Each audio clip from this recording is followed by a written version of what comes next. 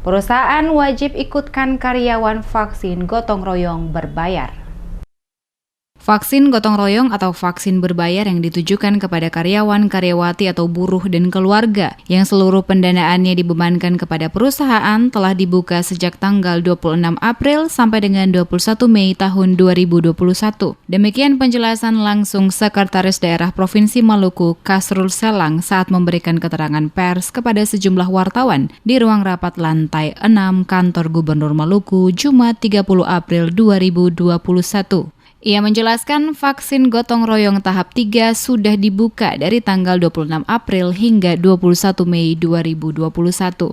Sekda mengatakan seluruh penerima vaksin gotong royong tidak akan dipungut biaya apapun atau dalam hal ini tidak perlu ada pembayaran dan diberikan secara gratis oleh perusahaan yang melakukan vaksinasi gotong royong. Meski begitu, perusahaan yang akan melakukan vaksinasi gotong royong wajib melaporkan jumlah peserta kepada Kemenkes atau Dinkes setempat. Selang mencontohkan, vaksin gotong royong akan diedarkan kepada para pelaku usaha yang memiliki karyawan banyak dan sering berhubungan langsung dengan orang luar, maka wajib untuk membeli bagi karyawan mereka dan pendaftarannya sampai tanggal 21 Mei 2021.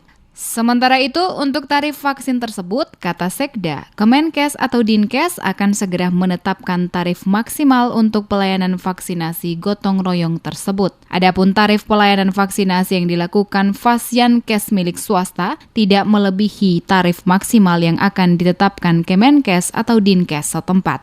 Semua vaksin yang namanya vaksin gotong royong tahap ketiga itu sudah akan dibuka dari tanggal 26 April sampai 21 Mei. Artinya vaksin gotong royong itu adalah vaksin yang berbayar. Jadi ada yang berbayar. Vaksin yang berbayar ini melalui perusahaan masing-masing. Jadi misalnya kita bilang misalnya salah satu bank misalnya, katakanlah bank A misalnya. Nah itu nanti bank A yang beli untuk karyawan-karyawannya. Jadi vaksin berbayar ini yang kita bilang vaksin gotong royong ini akan diedarkan juga. Jadi terutama untuk pelaku-pelaku ekonomi yang karyawannya banyak, kemudian sering berhubungan dengan orang luar, ini segera karena vaksin yang berbayar ini sudah mulai sampai pendaftarannya itu sampai tanggal 21 Mei.